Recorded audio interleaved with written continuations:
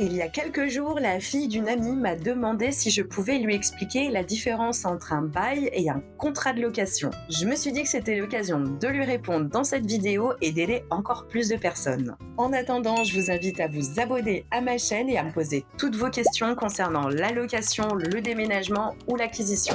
Eh bien, comme certains d'entre vous le savent déjà, un contrat de location et un bail, c'est exactement la même chose.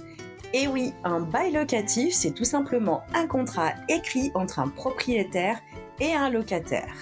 Ce contrat, il va définir les conditions d'occupation, le loyer et aussi la durée d'occupation du logement. Aujourd'hui, il existe environ une douzaine de baux différents. Parce que oui, beau, c'est le pluriel de bail. C'est pas le beau gosse qu'on va passer en terrasse. Dans les plus communs, on va trouver le bail de location vide, également le bail meublé, aussi le bail de colocation ou encore le bail étudiant. Si vous vous posez des questions sur les baux de colocation, n'hésitez pas à aller jeter un œil sur les 2 vidéos que j'ai déjà faites à ce sujet. Parmi les baux les plus courants que je viens de vous citer, il y a aussi dans chacun des variantes possibles. À savoir aussi que ce qui va différencier chacun de ces baux, ça va être les conditions d'occupation qui peuvent évoluer. Si on prend simplement l'exemple d'une location vide ou une location meublée, c'est la durée d'occupation par défaut qui va changer. On va passer de 1 an pour un meublé à 3 ans pour une occupation vide. Il peut y avoir également d'autres différenciations dans les conditions de ces baux. Par exemple, la durée du préavis de départ à donner ou encore le montant du dépôt de garantie. Maintenant que vous avez compris qu'un contrat de location et un bail, c'est exactement la même chose, je vais vous expliquer ce qu'est un bailleur. Dans votre contrat de location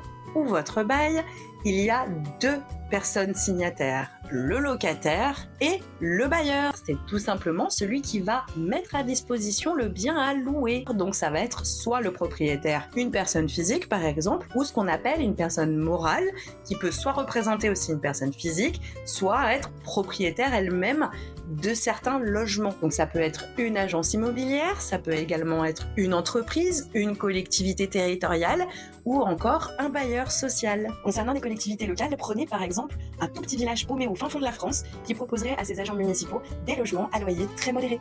Du coup, si vous avez tout bien suivi, vous aurez compris que dans votre bail, il y aura stipulé votre nom en tant que locataire et le nom du bailleur. Et si comme cette jeune fille, vous avez la moindre question à me poser pour connaître un peu mieux le vocabulaire de l'immobilier, n'hésitez pas à m'écrire ça en commentaire et je vous répondrai dans une prochaine vidéo. En attendant, n'oubliez pas de vous abonner, de liker et de partager cette vidéo si elle vous a été utile.